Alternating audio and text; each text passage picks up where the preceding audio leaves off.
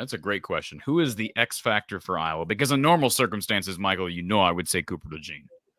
But with him not playing, who is the X factor? I think the best playmaker they have, offense or defense, might be, if he's healthy, Caleb Brown, frankly. Mm-hmm. I think he's the guy who has, first of all, the most talent and the most potential to make a big play. Not that they don't have guys on defense that can do it. I mean, they've got Aaron Graves is a guy up front who's only getting better on the interior of that defensive line, and Joe Evans is a guy who's got, had a propensity of making big plays. But X factor, man, I think Caleb Brown, his ability to make guys miss and his speed, I just hope he's healthy, because I saw him. So he wears the same number as Cooper DeJean, which is 3, right? He wears number 3.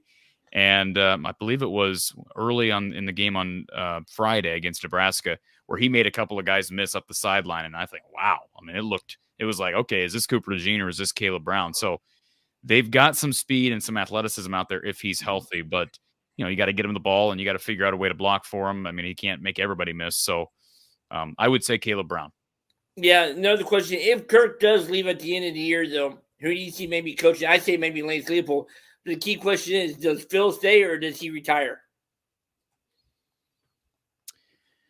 Well, first of all the lingo, and you probably know this, Michael, all the lingo and the rhetoric from Iowa and from Kirk Ferentz is that Kirk Ferentz is coming back. That's the first thing. I posed that well before the Brian announcement was ever made. Maybe this is the last year for Kirk, and maybe it still will be. If he moves on, I'll go with the same group of people that I've brought up in the past. I think the first call you make is Bob Stoops, and you say to Bob, hey, Bob, do you have 5 or 6 years? We'd love for you to come back here for 5 or 6 years and see if you can take us to the next level, and we're going to do everything we can to convince Phil Parker to stay on, because if you got Bob Stoops and Phil Parker working with that defense, I would expect it to sustain itself and maintain the level that we've seen under Phil Parker, and then you bring in an offensive coordinator. So Bob would be my first call. Phil Parker deserves a call as well. Those would be 1A and 1B for me.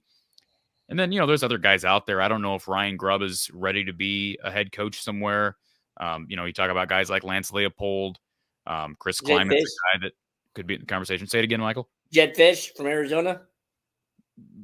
Maybe.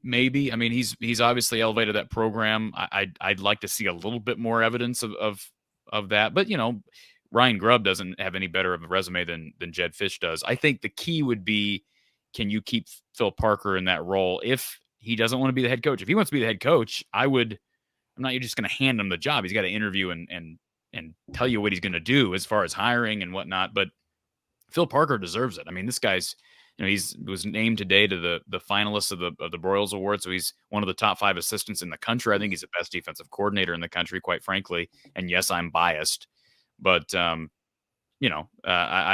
would say Phil Parker, Bob Stoops, and then everyone else. 2 things before I let you go. 1, if Kirk steps down and Phil's offered the job, does he try to get a hold of Tom Allen to be his defensive coordinator? Will Phil Parker get a hold of Tom Allen to be his DC? Yeah. Is there a connection with Tom Allen that I'm not aware of?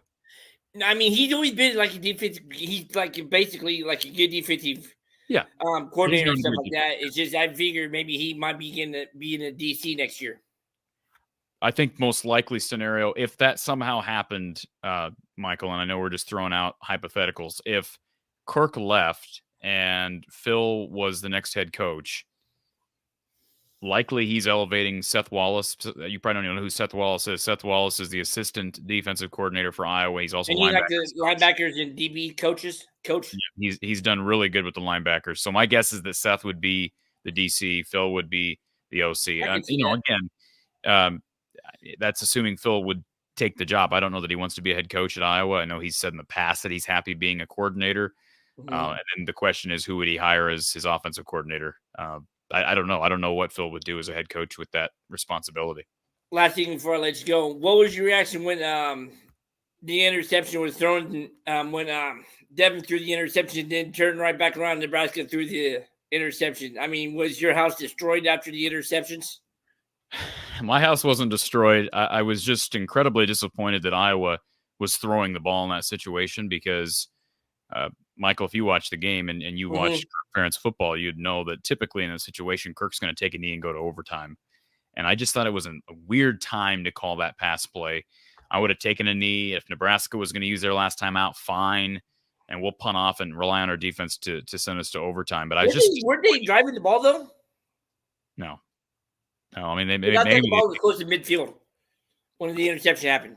I think the interception happened near midfield, but they were probably at their own 30, 35, 40-yard line. I know that sounds like good field position, but for the Iowa offense, Michael, with under a minute to go. That's like being at the 1-yard line. Yeah, exactly. So, no, I'm disappointed in that call. And then to see, I mean, honestly, Iowa fans have seen the storyline play out. Even without Cooper DeJean, we saw it on Friday with Ethan Herkett. As a defensive lineman dropping back into coverage, making that pick.